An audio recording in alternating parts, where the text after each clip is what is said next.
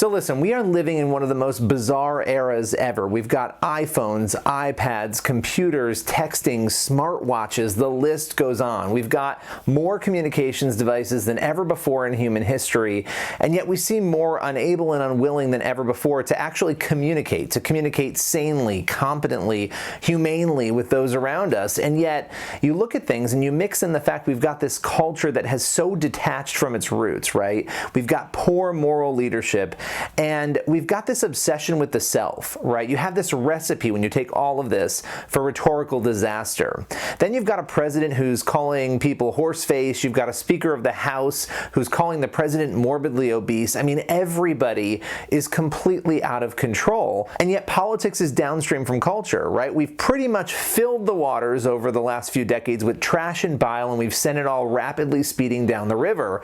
You've got social media. Let's talk about that, right? It gives us this relatively consequence-free space to spew garbage and hate at other people. You get these keyboard warriors, they get behind their phones and their computers, and they attempt to obliterate their opponents.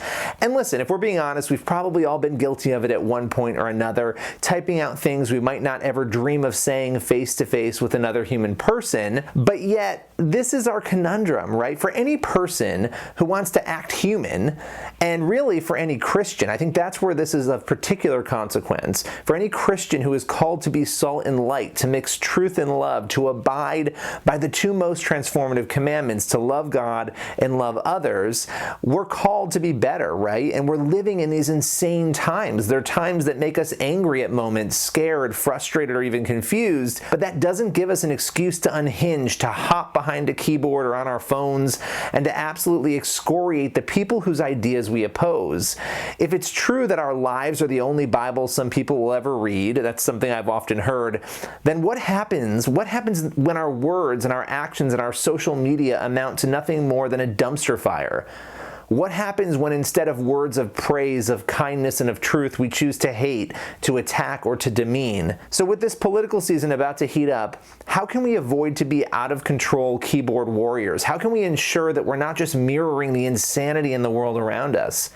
I would say we first got to take a moment to remember what Jesus said, right? If we're Christians, love God and love others. And let's also look to James, Jesus' brother, who said some pretty wild stuff actually in James 3. These are things I'll read often because they really speak to me, but what he was talking about was the tongue and how we speak. He said the tongue is a small part of the body, but he said it's one that really makes great boasts. So I want to read verses 5 and 6 of James 3 because I think this is fascinating. He said, "Consider what a great forest is set on fire by a small spark. The tongue also is a fire, a world of evil among the parts of the body. It corrupts the whole body, sets the whole course of one's life on fire, and is itself set on fire by hell." So what's the translation there? The translation is that whatever we say online or verbally can wreak absolute and total havoc.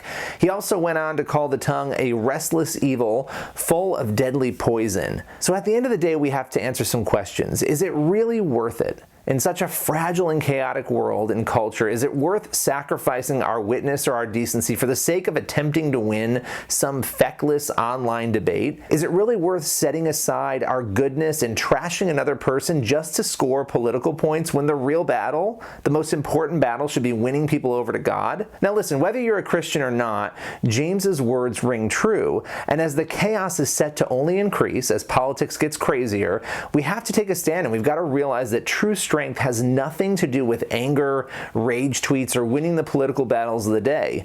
It has to do with goodness and extending civility even to those people with whom we fervently disagree. At the end of the day, our witness depends on that.